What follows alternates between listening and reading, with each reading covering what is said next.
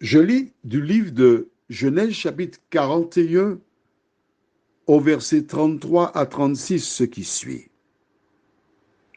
Maintenant que Pharaon choisisse un homme intelligent et sage et qu'il le mette à la tête du pays d'Égypte, que Pharaon établisse des commissaires sur le pays pour lever 1/5 des récoltes de l'Égypte pendant les 7 années d'abondance, qu'il rassemble tous les produits de ces bonnes années qui vont venir, qu'il fasse sous l'autorité de Pharaon des amas de blé, des approvisionnements dans les villes, et qu'il en ait la garde.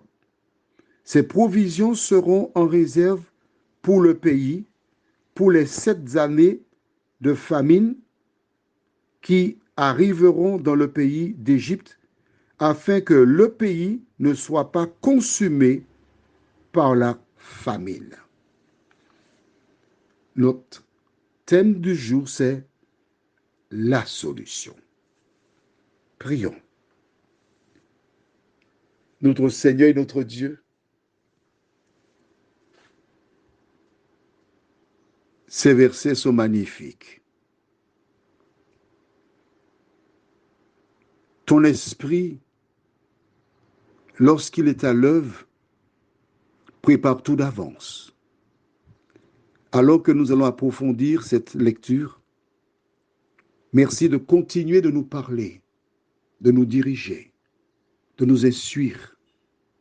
Merci de nous tenir dans tes bras, nous t'en prions, au nom de Jésus et pour ta gloire éternelle. Amen. Pharaon avait à l'esprit ce rêve. Il avait bien ces 2 rêves à l'esprit, mais l'explication, il ne l'avait pas. Et j'aimerais, avec toi, faire marche arrière. Tu te souviens? Lorsque Potiphar jeta Joseph dans la prison, c'était pour la gloire de Dieu.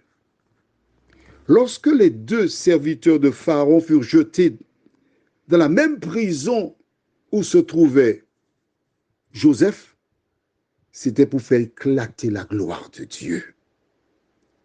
Ce même Dieu donna un songe à l'échanson et au panetier.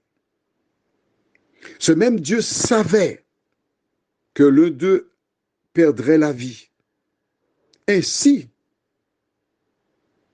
révélé que Joseph était crédible. Ce même Dieu avait prévu que les chansons soient rétablies. Parce qu'il avait déjà vu en cet homme le pont, celui qui allait présenter Joseph à Pharaon. L'Éternel a un plan.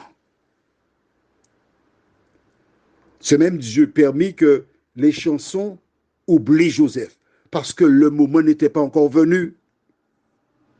Est-ce que tu vois ça, toi? Tu suis? Continue à suivre. Ne t'arrête pas en chemin. Bien. Et lorsque le moment fixé par Dieu est arrivé, il donna à Pharaon les 2 songes, recouvrit l'intelligence des magiciens qui ne pouvaient pas les comprendre parce qu'ils sont animés par l'autre. Et à ce moment, le même Dieu rappela à l'échanson pour introduire Joseph. Il donne l'explication. Mais en dehors de l'explication, il propose aussi la solution à Pharaon. Voici ce que tu as fait. Note bien comment il commence. Verset 33, il lui dit, maintenant, à l'instant même, voici ce que tu as fait. Quand j'ai lu ce passage, j'ai pensé à toi. Tu sais pourquoi? Parce que la Bible déclare dans 2 Corinthiens chapitre 6, des versets que j'aime, qui sont beaux, que l'Éternel rédigea spécialement pour toi et moi. Que dit Dieu? Versets 1 et 2. Puisque nous travaillons avec Dieu, nous vous exhortons à ne pas recevoir la grâce de Dieu en vain, car il dit, au temps favorable, je t'ai exaucé. Au jour du salut, je t'ai secouru. Voici maintenant le temps favorable, voici maintenant le jour du salut. Maintenant, c'est le jour de Dieu. Rappelle-toi que Joseph avait aussi dit à Pharaon que la chose arrivera vite, ce qui veut dire qu'il n'y a pas de temps à perdre. Ce qui veut dire, toi aussi qui m'écoutes, nous ne sommes pas sur l'histoire de Joseph et de Pharaon, mais quelle leçon devons-nous tirer? La leçon, c'est que Jésus vient bientôt chercher ses enfants. Qu'en est-il de toi? Prions. Notre Seigneur et notre Dieu, nous te bénissons parce que tu es le Dieu qui sait nous parler. Tu es le Dieu qui a tout préparé d'avance. Merci pour ta parole. Merci pour Jésus. Merci pour l'enseignement. Merci de nous montrer comment tu agis. Merci pour le message que tu nous donnes en nous invitant à venir à toi maintenant. Que ton esprit nous aide, qu'il scelle cette parole dans nos cœurs et que nous ne soyons pas comme celles et ceux qui ne comprennent pas, nous t'en prions, au nom de Jésus et pour ta gloire éternelle. Amen.